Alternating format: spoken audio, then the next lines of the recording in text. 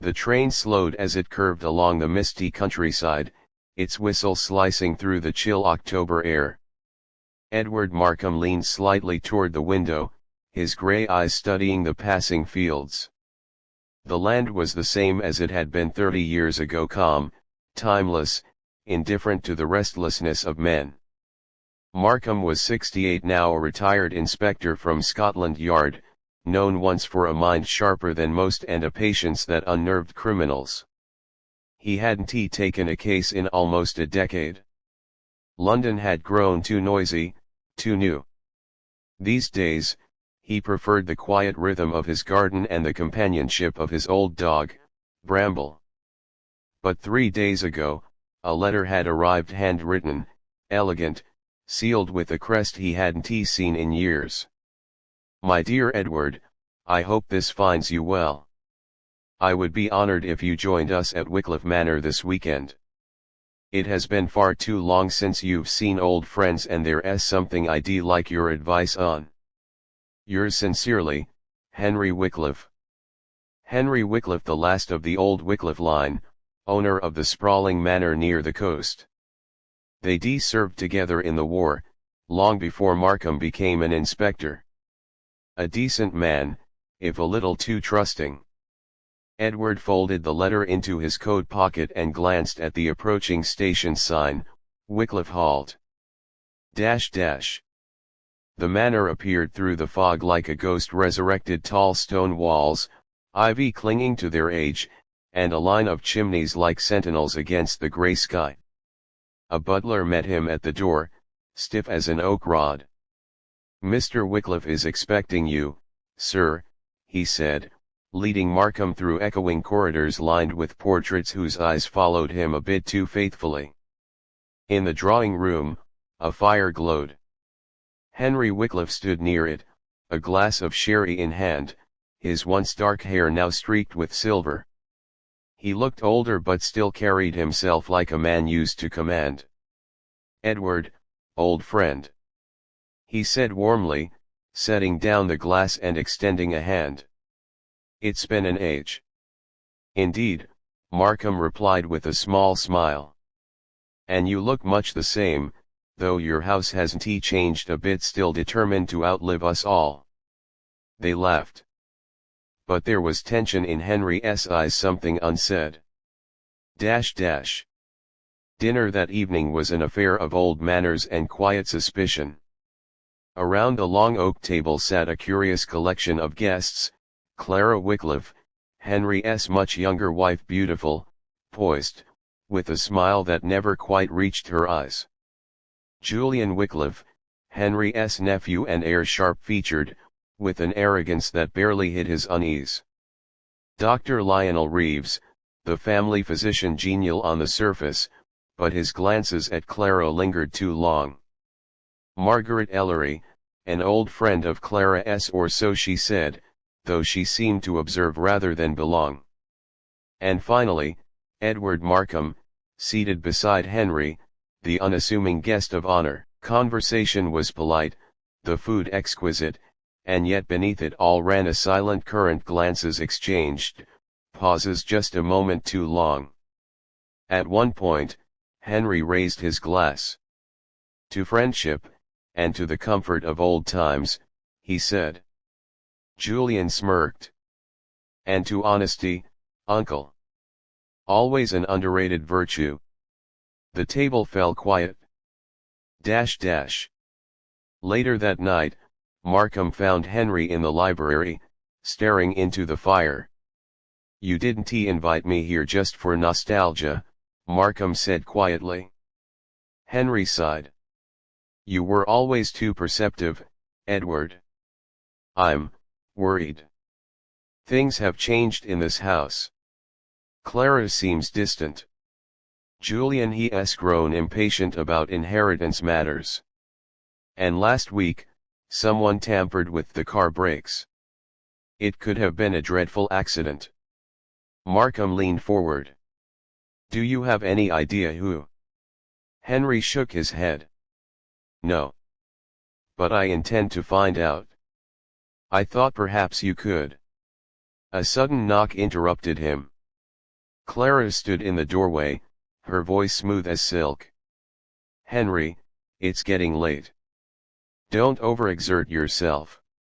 Her eyes flicked briefly toward Markham, polite, unreadable. Then she turned and was gone. Henry exhaled. "You see, even now, I'm being watched." That night, Markham couldn't sleep. The manor seemed alive. Creaks in the corridor, faint footsteps, the whisper of wind through the chimneys. Around midnight, he rose and wandered to the landing. From below, he caught sight of a light in the library. Someone was moving inside. He descended the stairs silently. The door was ajar. Inside, a shadow bent over Henry's desk, rifling through drawers. "Who's there?" Markham's voice cut through the dark. The figure froze, then bolted toward the side door. Markham gave chase, but by the time he reached the hall the intruder was gone. Only the curtains stirred in the draft from an open window. He closed it and noticed something gleaming on the carpet, a gold cuff link, engraved with the letter R. He pocketed it. The game, it seemed, had already begun. Morning arrived gray and reluctant. The fog had thickened overnight, wrapping Wycliffe Manor in silence. Somewhere deep in the house, a clock struck 7, dull, deliberate chimes echoing through the corridors. Edward Markham was already awake. He slept little after the midnight chase. The memory of that moving shadow, the glint of the cuff-link marked R, refused to leave his mind. He meant to speak to Henry first thing in the morning, but fate had other plans. A sharp knock rattled his door. It was the butler, Thomas, his face pale as wax. "Sir, please, come quickly. Mr. Wycliffe, he's not waking up." Markham felt a cold weight drop in his stomach. The library was filled with that peculiar stillness only death can bring. Henry Wycliffe sat in his armchair beside the fire, head tilted slightly to one side, a glass of brandy fallen from his hand. His face looked strangely peaceful, almost relieved. Dr. Reeves knelt beside the chair, fingers pressed to the old man's wrist. After a moment, he looked up and shook his head. "Gone. Sometime during the night, I'd say. Heart failure, most likely." Clara stood near the window, clutching a handkerchief, her expression perfectly tragic yet oddly composed. Julian leaned against the doorframe, his jaw tight but his eyes, distant. Detached. Markham stepped forward. "You were his physician, doctor. Was Mr. Wycliffe ill?" Dr. Reeves cleared his throat. "Some mild heart trouble, yes. I prescribed medication for stress. But this was unexpected." Markham glanced toward the half-empty glass of brandy. "Was he in the habit of drinking at night?" Clara spoke softly. "Only when he couldn't sleep." He said it eased his mind. By noon, the local constable arrived, a stocky man named Hargreaves, who seemed far more impressed by the grandeur of the manor than by the mystery before him. After a cursory inspection, he declared it a most unfortunate passing of natural causes. Markham, however, remained unconvinced. The scene was too neat. The brandy glass had fallen, yet no stain marked the carpet. The decanter on the sideboard was half full, but the stopper was missing. And when he discreetly examined the cuff-link in his pocket, he couldn't ignore the feeling that the night's intruder had something to do with this. At lunch, the household gathered in uneasy silence. The fog pressed against the windows, the house seemed to breathe with them. Julian broke the silence first. "Well, I suppose arrangements must be made. The will should be read soon." Clara looked up sharply. "Julian, Your uncle isn't yet cold. Oh, spare me the dramatics, he snapped. You know as well as I that I'm the heir. Markham's calm voice cut through the tension. Perhaps, Mr. Wycliffe, but a man's death deserves decency and understanding. Tell me, where were you all last night? All eyes turned to him. Julian, in my room, reading. I heard nothing. Clara, I was asleep. Henry had gone to the library, I didn't disturb him. Dr. Reeves, in the guest wing, writing notes. I was up late insomnia. Margaret Ellery, I took a walk in the garden. The fog was heavy, but I needed air. Markham nodded slowly. Strange. I was in the corridor near midnight and saw someone moving in the library. A flicker crossed Dr. Reeves's face. You're certain? Quite. And the person dropped something. He took out the cufflink and laid it on the table. The gold glinted under the chandelier. Julian leaned forward. That's not mine. Reeves hesitated, then sighed. It's mine. But I must explain, I lost it days ago. Likely in the hall. Markham's gaze lingered on him. Lost, you say? How unfortunate it was found beside your friend's desk. Reeves flushed. I assure you, I had nothing to do with Henry's death. Clara rose suddenly. This is madness.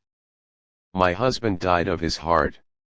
Are we to make a circus of his memory? Perhaps not a circus, said Markham softly, but clarity, Mrs. Wycliffe, has a way of honoring the dead. That evening, Markham walked the grounds, pipe in hand, replaying every detail. A tampered car. An anxious host. A secret letter. And now a convenient heart attack. He stopped near the greenhouse, where a faint light flickered within. Approaching quietly, he peered through the glass. Inside stood Margaret Ellery, the quiet guest, holding a bundle of letters tied with a red ribbon. She was burning them, one by one, in the small iron stove. Markham stepped inside. Miss Ellery, he said mildly, an unusual hour for correspondence. She startled, dropping one letter into the fire. Mr. Markham, these were private papers of Clara's. She asked me to destroy them. I see. Yet I was under the impression Mrs. Wycliffe retired early. Margaret's eyes darted toward the door. You misunderstand. I only wished to help. The last letter caught fire. A faint scent of sealing wax filled the air. Markham watched in silence as the flames devoured the paper. When the last ember faded, he said quietly, Miss Ellery, I have no wish to accuse you.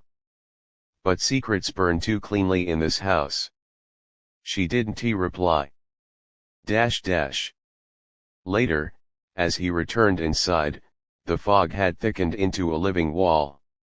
From somewhere above, he heard a faint cry, a woman's voice. Then silence. He climbed the staircase 2 steps at a time. In the corridor near the bedrooms, Clara stood trembling, one hand to her chest. It came from Julian's room, she whispered. Markham pushed the door open. The room was empty, but the window stood wide, curtains billowing like pale ghosts.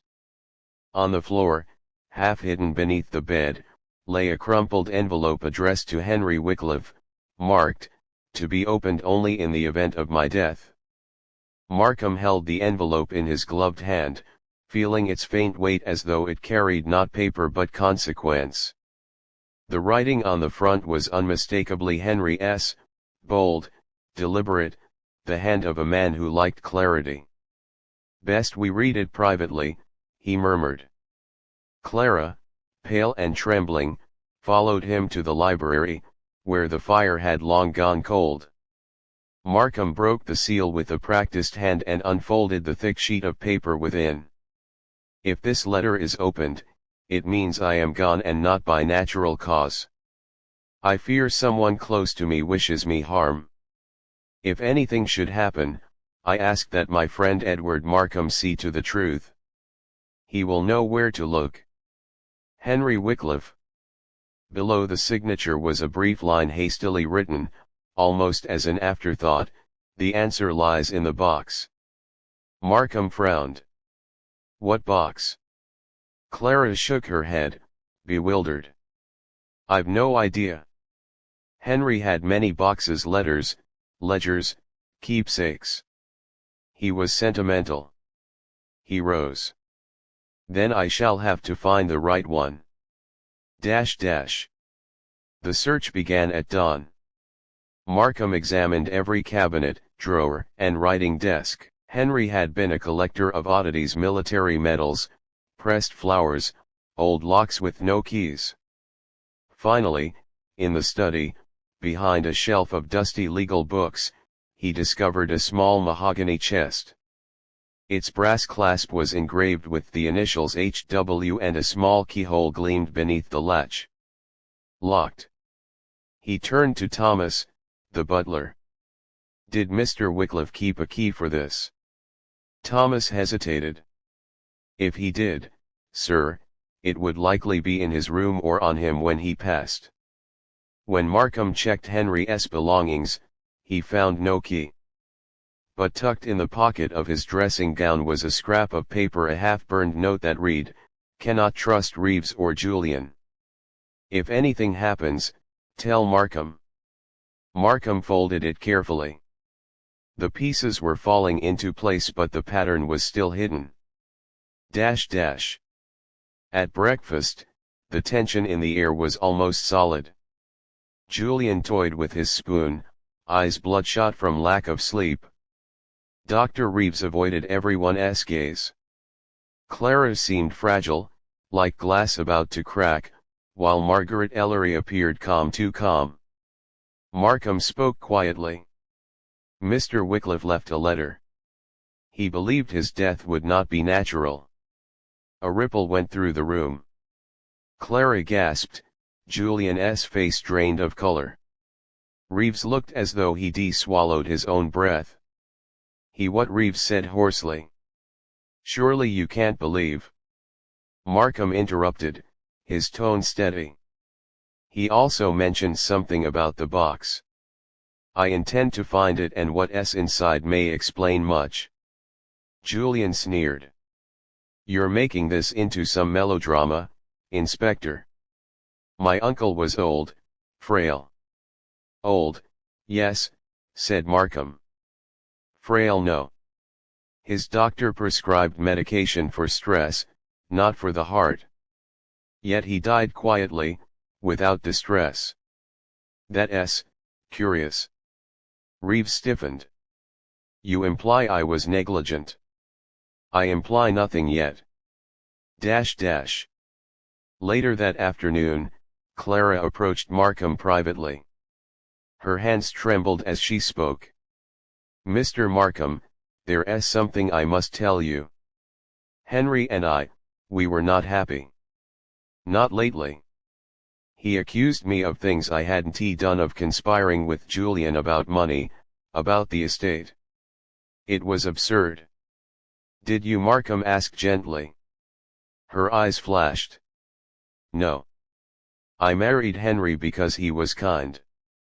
But in recent months he became distant, suspicious, as if everyone were an enemy. Was he right to be afraid? She hesitated. Then, perhaps. There were quarrels, terrible ones, between him and Julian. About the inheritance, about the business. And Dr. Reeves, he was too often here for a mere family doctor. Markham regarded her steadily. You're suggesting Reeves had a motive? I'm suggesting nothing, she said quietly. But he owed Henry money, a great deal. I overheard them arguing 2 nights ago. That evening, Markham returned to the library, the only place that still smelled faintly of Henry's tobacco. He stood before the fireplace, thinking. The missing key. The letter. The box. The tampered car. Then, from the corner of his eye, he noticed something odd, a faint outline on the wall beside the mantelpiece, where the wallpaper seemed slightly darker. He pressed against it, a panel shifted with a soft click. Behind it was a small recess, and there, resting in the hollow, lay a brass key. He smiled faintly. You were always a clever man, Henry. The key fit perfectly into the mahogany chest. With a quiet turn, the lid opened. Inside were several envelopes, each labeled in Henry's hand. Julian. Clara. Reeves. Ellery. And at the bottom, one unmarked envelope, sealed with red wax. Markham took the last one and opened it. Inside was a short letter and a single folded sheet of ledger paper, with several figures circled in red ink. Edward, if I am dead, you must know one of them forged my signature. I found discrepancies in the estate accounts, funds missing, papers altered. The truth lies in the hands of the one who profits most by my silence. Trust no one. Even friendship can rot beneath greed. H.W. The circled figures corresponded to recent transactions, large sums transferred to an account under the name L. Reeves. Markham replaced the letters, locked the box, and called for the constable. But before he could send for Hargreaves, the front door slammed open. Dr. Reeves burst in, coat flung over his shoulders, eyes wild. Markham, it's Julian. He's gone. His room's empty and the car is missing. The house erupted in chaos. Outside, the fog had lifted, revealing the cold, bare landscape. Markham followed Reeves down the drive, his mind racing. A quarter-mile away, they found the car crashed into a tree, engine still ticking. The driver's seat was empty. No Julian. But on the ground near the wheel lay a small glass vial, the same kind Reeves used for his medical supplies. Its label was torn, but one word remained clear: digitalis. Markham turned to Reeves. You'd better explain, doctor. Reeves stared at the vial, speechless. That's impossible. I didn't. Markham's voice was calm, but his eyes were like steel. Oh, I think you did.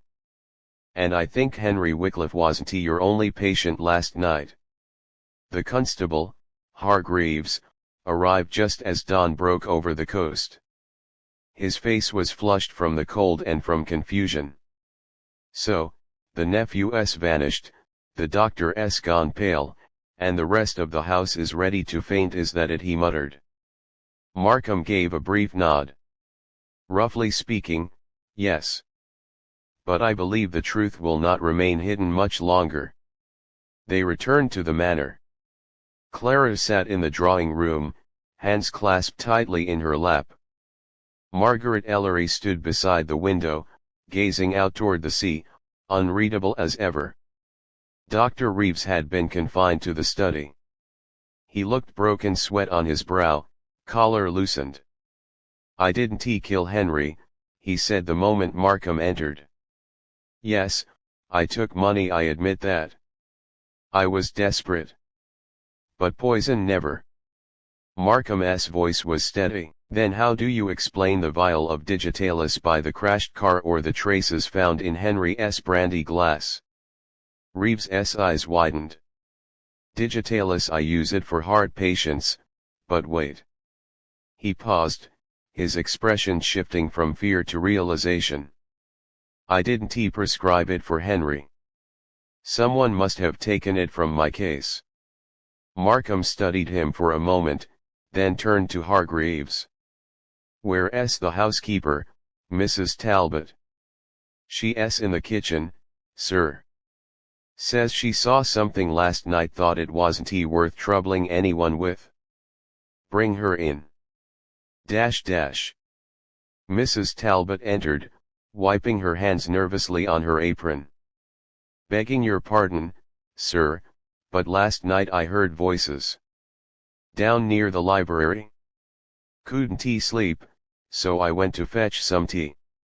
I saw Mr. Julian arguing with the mistress, Mrs. Wycliffe. Clara's head snapped up. That's a lie. Mrs. Talbot shook her head. No, ma'am. He was saying something about money and about a letter your husband wrote. Said he'd destroy it before anyone could read it. Markham turned slowly toward Clara. A letter? You didn't mention that before. She stood, trembling but defiant. Yes, Henry wrote many letters, half of them nonsense. He was paranoid, suspicious of everyone. Even me. Markham's gaze sharpened. And yet you burned letters last night. Through your friend, Miss Ellery. The color drained from Clara's face. Margaret. Margaret stepped forward, calm and poised. She asked me to destroy them, yes. I didn't read them. It was loyalty, not deceit. Loyalty can be a dangerous word, Markham said softly. Hargreaves entered, hat in hand. We found Mr. Julian, sir. Near the cliffs. Dead. A collective gasp filled the room. Clara staggered back, Reeves covered his face with his hands. How? Markham asked quietly. Looks like he fell. Slipped, maybe. Hard to say with the rocks down there. Markham nodded slowly. Or perhaps he jumped, realizing the noose was already around his neck. He turned to the room. You see, Henry discovered someone was embezzling funds from his estate. Reeves, you took the blame because the money was under your name, but the forgeries were Julian's. He used your accounts to mask his theft. Henry found out, confronted him, and Julian panicked. Reeves exhaled shakily. Then. Henry's death. Not by Julian's hand. Markham's gaze shifted to Clara. But by his silence and by yours, Mrs. Wycliffe. She stared at him, eyes wide. You're mad. No, he said evenly. You knew your husband intended to change his will to cut Julian out completely. You also knew that if the scandal surfaced, your own name, your comfort, would vanish with it. You couldn't allow that. Clara's lips parted, trembling. You can't prove anything. Markham opened the mahogany box and laid its contents on the table: the ledger, Henry's final note, and the vial from the car. Henry was poisoned with digitalis, a drug you could easily obtain from Dr. Reeves's bag, since you often helped him with Henry's medications. You poured it into the brandy that night, then persuaded your friend Miss Ellery to burn the letters that mentioned your quarrels. Margaret's composure cracked. Clara, tell him the truth. Please. But Clara's expression hardened into calm defiance. You think you understand? Henry humiliated me. He loved that house more than he ever loved me. I did what I had to do. Her voice trembled now, like a wire about to snap. I didn't mean to kill him, only to frighten him, make him listen. I didn't know the dose was that strong. Markham's tone softened, but his words carried weight. Intent may comfort the conscience, Mrs. Wycliffe, but it cannot resurrect the dead. 2 days later, Wycliffe Manor stood empty once more. Clara Wycliffe was taken away quietly. Dr. Reeves resigned his practice. Margaret Ellery vanished back to London, leaving only a note of apology. Markham remained behind for one last night. He sat in the library, the fire warm, the brandy untouched. He looked at the portrait of Henry above the mantel, a man smiling faintly, as though he'd known this ending all along. "Rest easy, old friend," Markham murmured. "The truth always keeps its own company." Outside, the fog began to lift, revealing a pale sunrise over the cliffs, the first light Wycliffe Manor had seen in years.